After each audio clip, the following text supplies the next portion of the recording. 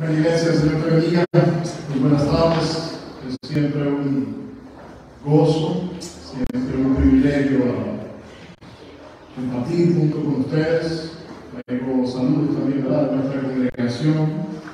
Hemos tenido la oportunidad de acompañarles en algunas noches de vigilia y doy gracias a Dios por eso.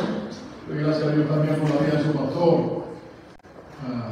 Les comento que a pesar de no tener una relación tan cercana en Cuba, por supuesto que teníamos conocimiento de la vida del pastor Santiago, de su historia, la obra de los Pinos Nuevos, venimos de la obra Bautista, y sin duda que su vida y testimonio han sido una inspiración para hombres y más jóvenes como nosotros.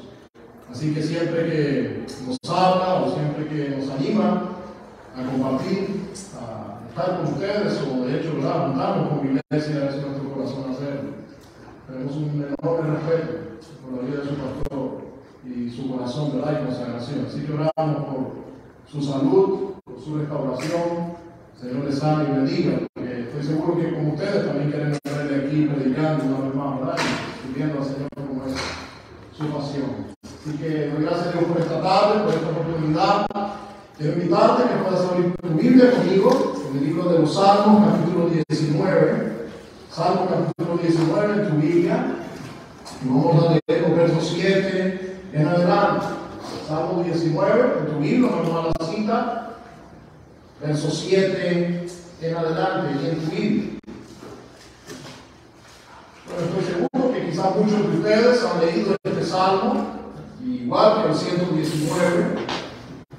Pero estos versos en particular son un cántico, la manera, es decir, una de las tantas veces en la Escritura en que la palabra es exaltada o es puesta en alto.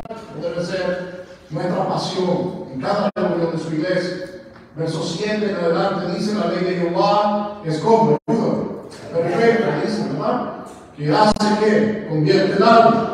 El testimonio de Jehová es como, ayúdame, fiel, que hace sabio al sencillo. Los mandamientos de Jehová son rectos, que alegran el corazón. El precepto de Jehová es puro, que alumbra los ojos. El temor de Jehová es limpio, que permanece para siempre. Los juicios de Jehová son verdad, todos justos. Deseables son más que oro y más que mucho oro afinado, y dulces más que miel y la que vestida del panal. Tus siervos además han estado con ellos en guardarlos al grande galardón. ¿Quién podrá entender sus propios errores? Líbrame de los que me son ocultos. Preserva también a tu siervo de la soberbia, que no se enseñoreen de mí. Entonces seré íntegro y estaré limpio de gran rebelión. Sean gratos los dichos de mi boca y la meditación de mi corazón delante de ti, oh Jehová, roca mía y redentor mío. Vamos un minuto, ¿no? Padre, bendice tu palabra. Amado Dios, enséñanos por medio de ella, habla nuestras vidas, oh Dios amado.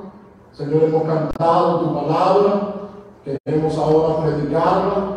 Bendícela también, Señor, en la enseñanza, oh Dios amado, de tus jóvenes y niños. Padre, sabemos que el centro de la vida de tu iglesia es sin duda, oh Padre amado, tu persona, que es un redentor, y también tu palabra. Rogamos en el nombre de Jesús, oh Dios del cielo, que ella siempre pueda ser puesta en alto cuando es, oh Dios del cielo, aquí predicada, enseñada o aún cantada. Recuérdanos, Señor, la enorme responsabilidad que tenemos, oh Dios, de que toda nuestra vida en la fe ir alrededor de la verdad de tu palabra. Bendícela ahora, oh Señor, edifica a tu pueblo, glorifica tu nombre por medio de tu bendita palabra. En Jesús y por su mérito en la cruz te lo pedimos. Amén y amén. Bueno, nuestra iglesia está a punto de celebrar este próximo octubre su 10º aniversario. Estamos aún en nuestra niñez cristiana. Y una de las cosas que de manera temática estamos enfatizando ya desde algunos domingos, especialmente el pasado, es la suficiencia de las Escrituras. Y hemos mirado ese texto que está en la primera carta del apóstol Pablo a Timoteo, capítulo 3, verso 15, donde Pablo le dice a Timoteo: Timoteo, te he escrito para que sepas cómo debes conducirte en la casa de Dios, que es columna, dice Pablo, y baluarte de la verdad. Y una de las cosas que hemos querido enfatizar o destacar en la vida de nuestra iglesia, mirando a su aniversario, es justamente el carácter céntrico, el carácter importante, por decirlo de algún modo, que las Escrituras tienen, o final que las Escrituras tienen para la vida de la iglesia, para la vida del creyente en particular. Y este mensaje pudiera decirse que fue la introducción a esta serie de mensajes temáticos que estamos predicando en estos días de aniversario, y el título particular es ese: la suficiencia de las Escrituras. Quizás pudiéramos argumentar mucho alrededor de esta verdad, pero este Salmo 19 que acabamos de leer, al igual que el Salmo 119 y otros muchos pasajes, son un cántico, son una expresión, digamos que son bíblicamente hablando, una muestra de esa verdad. La Biblia es suficiente, su palabra es suficiente. Ese es un principio que ha acompañado sin duda la fe cristiana desde los apóstoles. Ellos tenían como centro de su predicación, como centro de su adoración, como centro de su práctica cristiana, las Escrituras. Debe ser el nuestro también. Yo quiero destacar solamente algunas ideas alrededor de esta verdad de la suficiencia de las Escrituras. Comencemos por poner en claro qué significa este término suficiente o suficiencia. Bueno, quizás pudiéramos hablar acerca de la idea de algo que está completo, que no necesita ni quitarle ni añadir. Quizás esa es una buena manera de ilustrar esta idea de la suficiencia de las Escrituras. Pudiéramos aludir también a su autoridad, a la manera como ella es final sobre la vida del pueblo de Dios, sobre la fe nuestra. Ella es la autoridad final a la que nos referimos, a la que miramos para descubrir cuáles son las verdades a las que debemos obedecer. Esa es otra idea alrededor de la suficiencia de las Escrituras, es con relación a su revelación. Ella es toda la verdad, toda la revelación de parte de Dios para nuestras vidas. De hecho, una de las cosas que creemos como algo final, por cierto, sé que puedo predicar sin ningún temor este mensaje desde este púlpito, porque estoy convencido que su pastor, quien es su predicador, y también su maestro de escuela dominical, abrazan este mismo principio igual que yo. Y es su pasión igualmente desde este púlpito que solo su palabra sea predicada, porque igualmente él también cree que ella es suficiente. Suficiente para la salvación, suficiente revelación de parte de Dios para nuestra vida, suficiente para santificar al pueblo de Dios, suficiente también para guiar al pueblo de Dios, suficiente consejo de parte de Dios para nuestra vida. Así que permíteme leerte rapidito esta definición de suficiencia que hemos copiado aquí. Alude al hecho de que la Biblia es todo lo que necesitamos para nuestra vida en la fe. Es una referencia a su autoridad final, al hecho de que no debemos ni quitarle ni ponerle. Reconocemos su obra completa, suficiente, poderosa en nuestra vida. Solo las Escrituras responden de manera veraz y final a las respuestas más grandes del hombre sobre Dios y sobre sí mismo. Quizás una de las preguntas más famosas que a lo mejor tú y yo tú has escuchado igual que yo, es la histórica pregunta de qué fue primero, si el huevo o la gallina. Bueno, nosotros al mirar la Escritura y al relato creacional nos damos cuenta que Dios primero hizo, ¿verdad? A la gallina después puso el qué, el huevo, ¿cierto? ¿Se dan cuenta cómo la Escritura tiene respuesta para las cosas más sencillas de esta vida, como para las cosas más profundas también? De dónde vengo, a dónde voy y qué estoy haciendo aquí. Esas preguntas existenciales de cualquier hombre en la Biblia las contesta y responde. Así que ella es absolutamente y finalmente, iglesia, suficiente. Es por eso que la cantamos. Y no debemos cantar otra cosa que no sea su palabra. Yo no estoy hablando necesariamente de literalmente cantar un texto de la Biblia, que estoy seguro que ustedes saben mucho, igual que yo. Siendo un juvenil en la iglesia, conocí al Señor de mis 14 años, aprendí ese canto y también ese texto que repetimos en la escuela dominical cada domingo. Lámpara es a mis pies tu palabra y lumbrera a mi camino. Y luego junto con el texto aprendimos también el canto.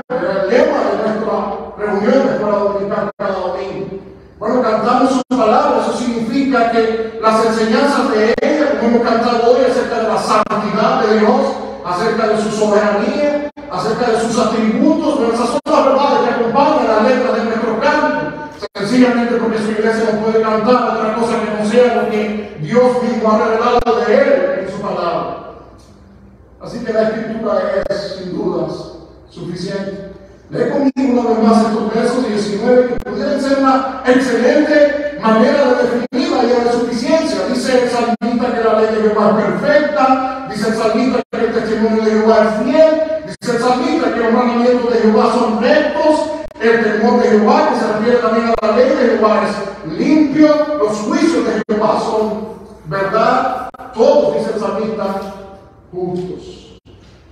Bueno, el Salmo 119 también es un cántico, es un tratado teológico que defiende sin dudas y lleva al creyente a mirar a la autoridad final, a la suficiencia de las Escrituras. Destacando desde su primer verso hasta el último de ese gran salmo, toda la gloria de la palabra de Dios.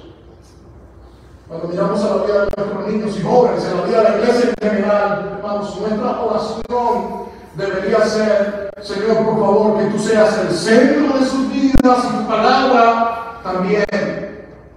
Tu persona y tu palabra deben ser el centro de la vida de nuestros niños, jóvenes y de cada creyente, hombre, adulto, de nuestras iglesias. Ahora, en segundo lugar, si alguien pudiera preguntar, bueno, pastor, ¿por qué la Escritura es suficiente? ¿Qué es lo que alguien tiene? ¿Qué es lo que tiene? ¿Cuál es la razón de su suficiencia? Bueno, descubre algunas conmigo.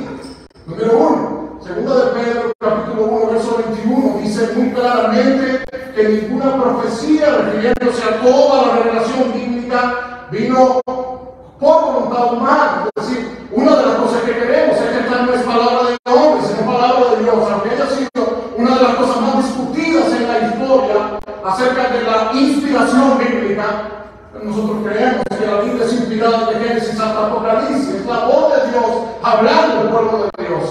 Cuando ella es abierta en tu casa, cuando ella es predicada aquí, cuando ella es cantada, literalmente es como si tú estuvieses escuchando a Dios hablar. De hecho, cuando los profetas decían una y otra vez en el Antiguo Testamento, así dice Jehová, ellos solo estaban sintiendo como si este micrófono esta tarde como un instrumento para que Dios hablase por medio de ellos. Así que la Biblia es suficiente porque es inspirada. Y eso habla acerca de su autor. ¿Quién es su autor? Bueno, no es un hombre, ni son varios, es Dios mismo su autor. El Dios mismo, dice el apóstol Pedro en ese texto, que inspiró, que teológicamente hablando es la idea de soplar la palabra al corazón de estos hombres, al punto de que cada uno de ellos escribió justamente la palabra inspirada, suficiente y final de nuestro Dios. Además, necesitamos considerar su inerrancia. El Salmo 119, un salmo otra vez que habla y destaca la Escritura, dice en el verso 160, Señor, la suma. Si pudiéramos hacer una matemática y pudiéramos sumar Génesis más Apocalipsis, Mateo más Marcos, Lucas más Juan, el salmista dice, toda la suma de tu palabra es verdad. Ella es absolutamente inerrante. Eso significa que no posee error. Ella es toda verdad.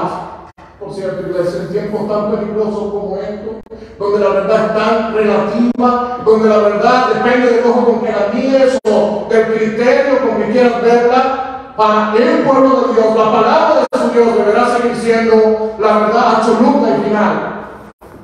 Más allá de la filosofía, más allá del criterio humano, más allá de las ideas inclusivas o de la aceptación que nos quieren hoy vender, su palabra es la autoridad final, la verdad final, no relativa para la vida del pueblo de Dios.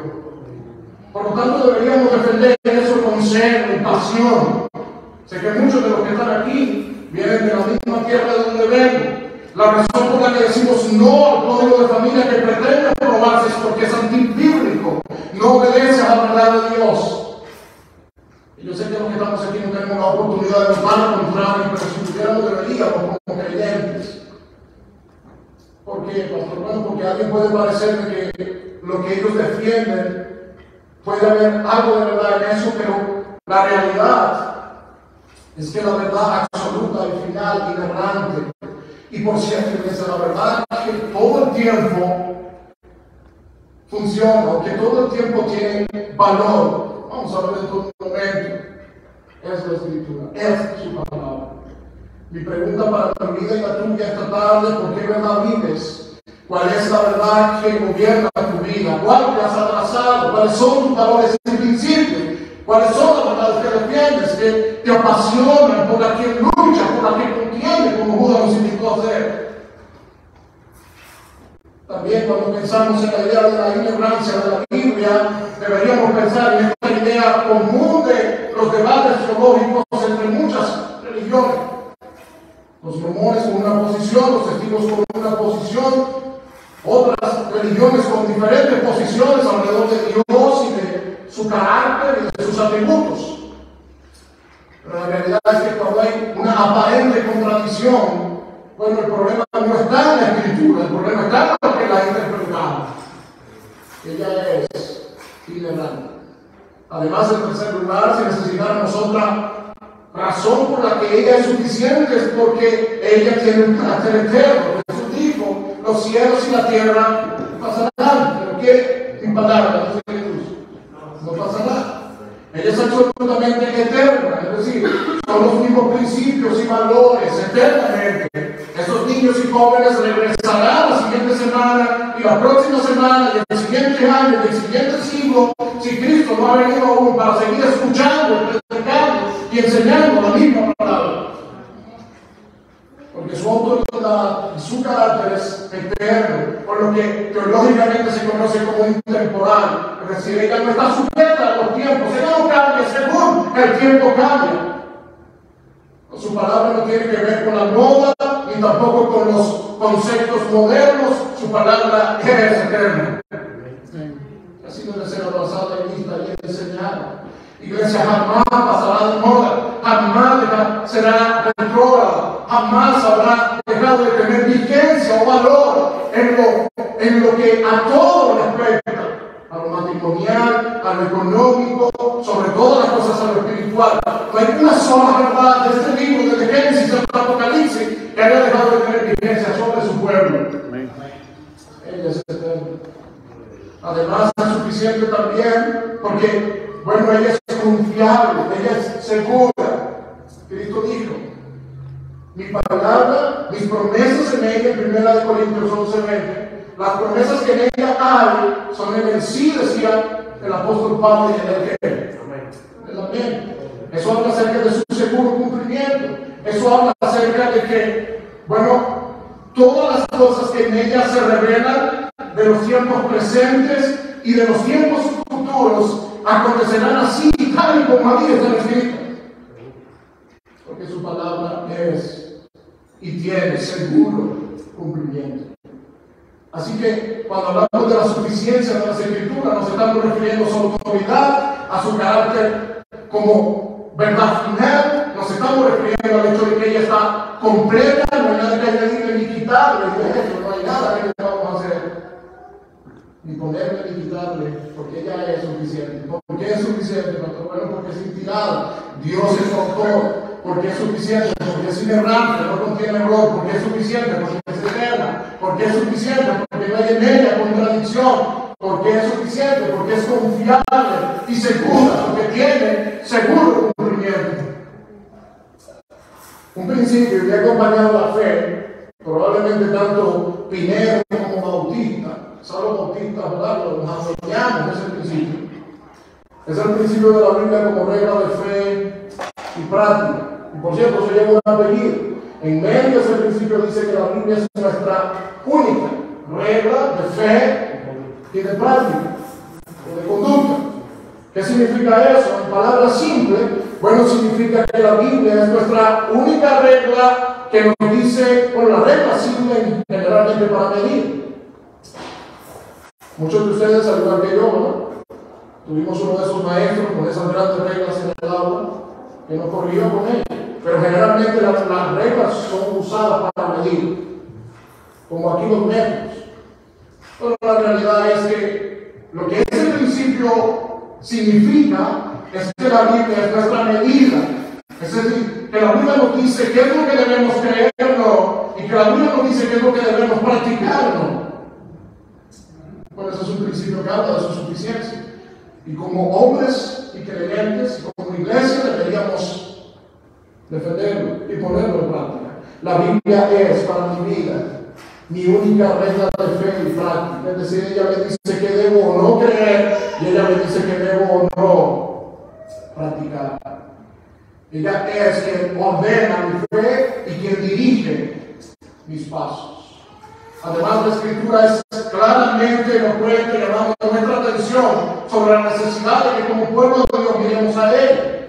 Quizás por tiempo no vamos a ir detalladamente en cada expresión o llamado de la Escritura alrededor de mirar a Él. Pero la Biblia nos llama en 1 Pedro capítulo 2, verso 2 a desear como un niño recién nacido, la leche espiritual no adulterada. En Santiago capítulo 1, verso 21 se nos dice que debemos recibirla con mansedumbre, la palabra implantada. En el Salmo 1 al 2 nos dice que ella debe ser nuestro deleite. En Santiago capítulo 1, verso 22 se nos dice que debemos ser no solamente oidores de la palabra, sino también que, yo sé que nos hace sacerdotes de ella. También de la Biblia se nos dice en Judas 3 que debemos contender con ella, es decir, defender esta verdad, hacer apologética de ella. Bueno, cada una de esas cosas solamente es una intención marcada de la propia palabra, de decirnos cuál debe ser la actitud y el corazón del creyente frente a la palabra de Dios. También se nos dice en Mateo 28 y en 2 de Timoteo que debemos enseñar, predicar, que Jesús todo el consejo de Dios, toda la verdad de Dios, es lo que yo les he llamado a ustedes a predicar. Pablo le dice a Timoteo, predica la palabra, hazlo en tiempo y fuera de qué.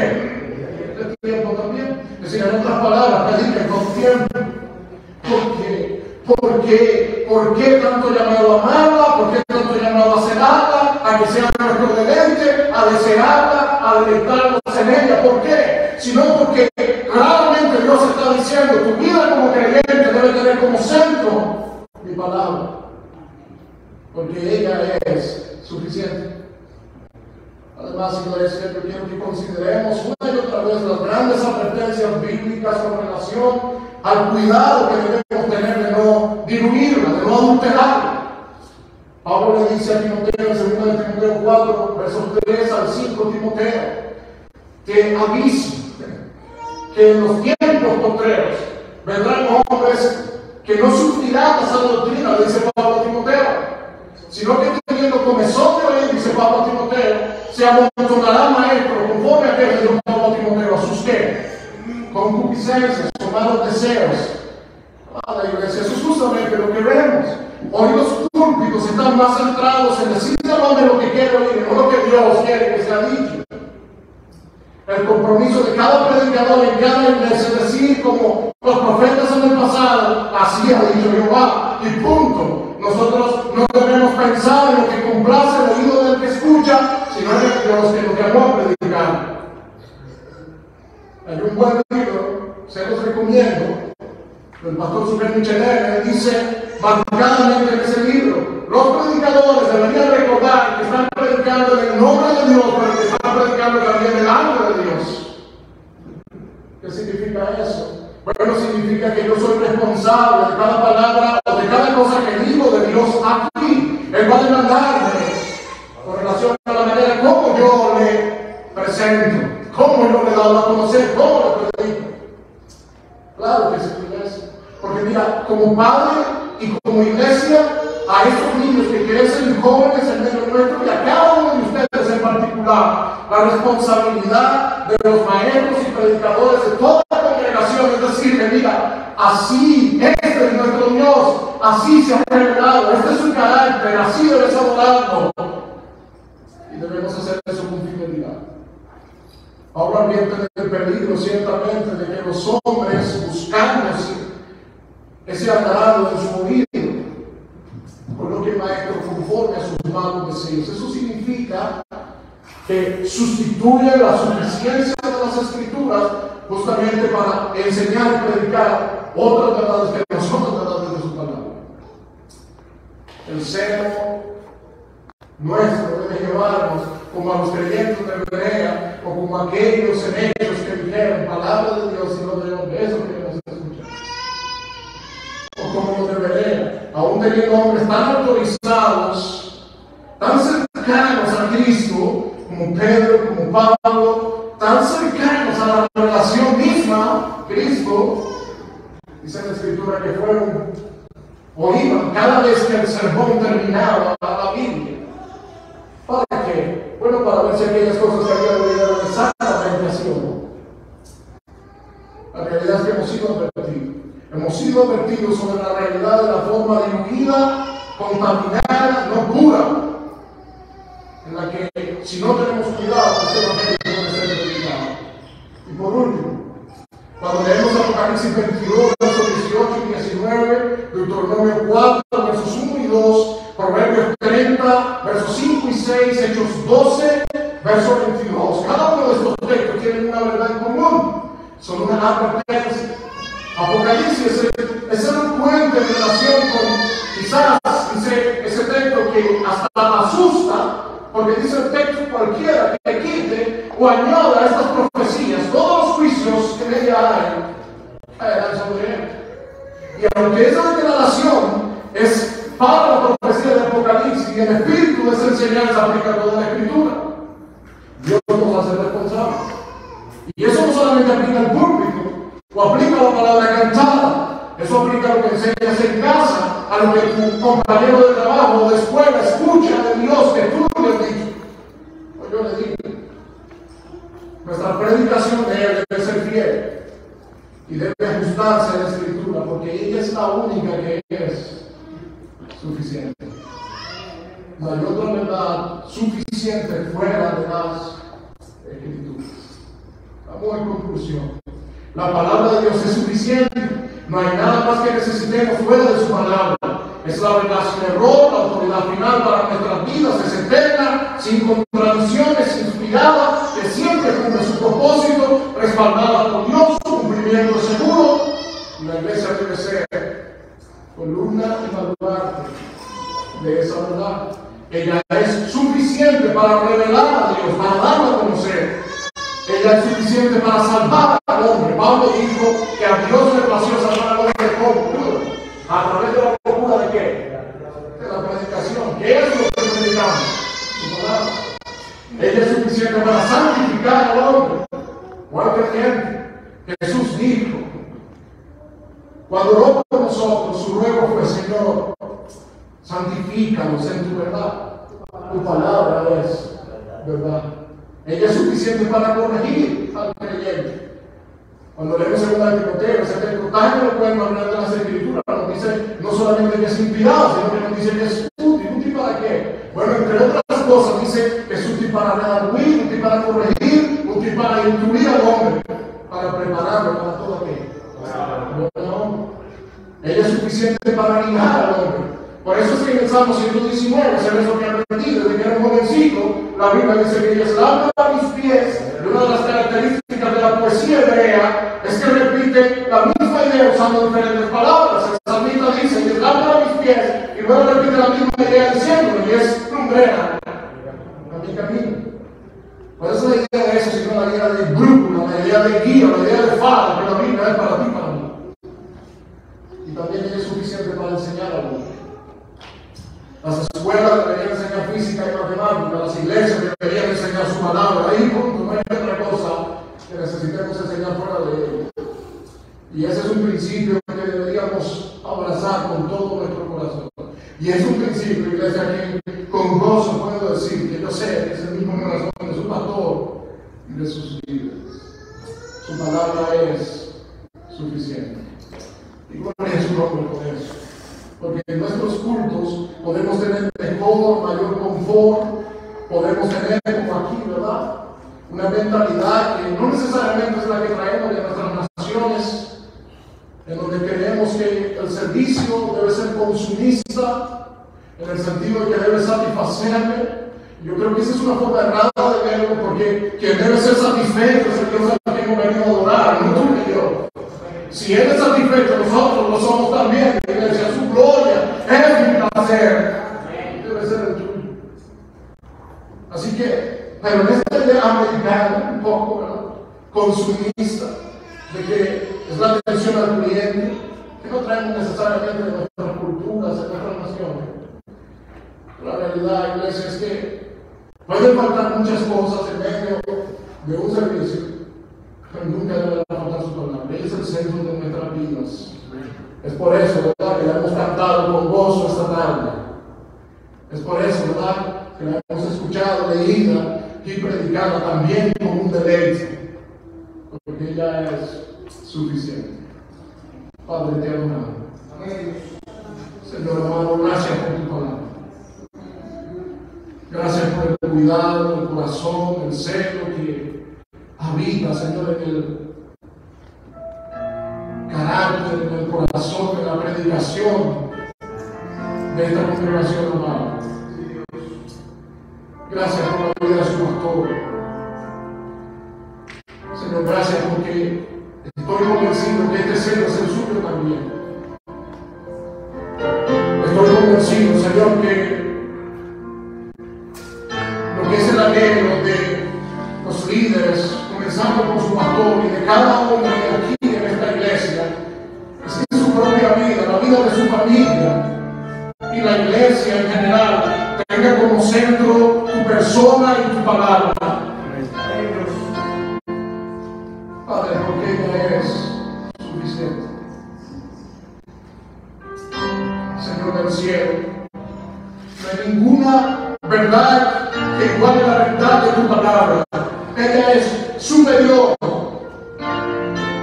es gloriosa. Tu palabra convence, tu palabra convierte, tu palabra anima, tu palabra levanta, tu palabra restaura, tu palabra hizo los cielos y la tierra, dice tu palabra. Oh, amado Dios, que nuestras vidas en la fe vivan atadas, sujetas a tu palabra. Oramos esta tarde, Señor, por la vida del pastor Santiago, que tú le sanes y restaures en el nombre de Jesús en nuestro pueblo, a él y a su esposa. Bendigas esta congregación, el trabajo de sus manos, Señor. Tú lleva adelante para tu gloria tu obra aquí. Gracias, amado Dios, por lo que tú estás haciendo en la Iglesia Cristiana Cypress. Continúa bendiciéndole. Que cada domingo, Señor, en la tarde, en este lugar, tu palabra sea abierta, tu palabra sea predicada, enseñada, cantada, y tu pueblo edificado y animado por medio de ella, y tu nombre glorificado. Adoramos y bendecido. Es nuestro mismo ruego, Señor, también para nuestra congregación. Anima el corazón de tu pueblo por tu palabra. Que ella sea nuestro deleite. En Jesús y por sus méritos en la cruz, Señor, te lo pedimos. Amén. Amén. Señor, te bendiga.